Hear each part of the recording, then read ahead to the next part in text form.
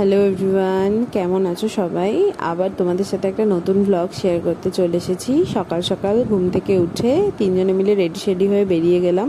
পাপাইকে এখন বাসে তুলবো, তারপরে আমরা যাব মর্নিং ওয়াকে। আর সকালে উঠে কারোর মোড ঠিক থাকে না, আমাদেরই থাকে না, আর ওই ছোটো বাচ্চাটুকুর কী করে থাকবে।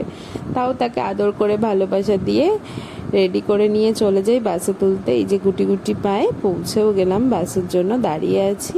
এই দেখতে দেখতে বাসও চলে এলো।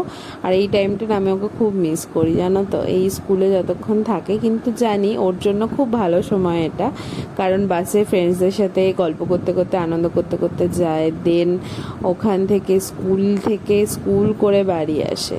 এত গল্প করতে করতে দেখো আমরা মর্নিং ওয়াক করে চলেও এলাম। এবার একটু গরম জলে লেবুর রস দিয়ে একটু খাই আমি, এসে আমিও খাই ওকেও দিই। আর আজকে রান্না করব ইলিশ মাছ দিয়ে কুমড়ো দিয়ে। এটা আমার খুব ভালো লাগে খেতে, আমি একটু পাতলা ঝোল টাইপের জিনিসটা বেশি পছন্দ করি। আজকে আলু ভাজবো, কারণ রয়েছে পান্তা ভাত, জল ঢেলে রেখেছিলাম, বেশ ভালো লাগে। আর কালকে বড় মাদের অ্যানিভার্সারি ছিল, যার জন্য বাবার খাবারটা দিয়ে দিয়েছিল মৌচাকসার, আর আগের দিনের মাছও একটু আছে। এই দেখো এই খাবারটা, এত লোভনীয় খাবারটা কে ছাড়তে পারে বলো।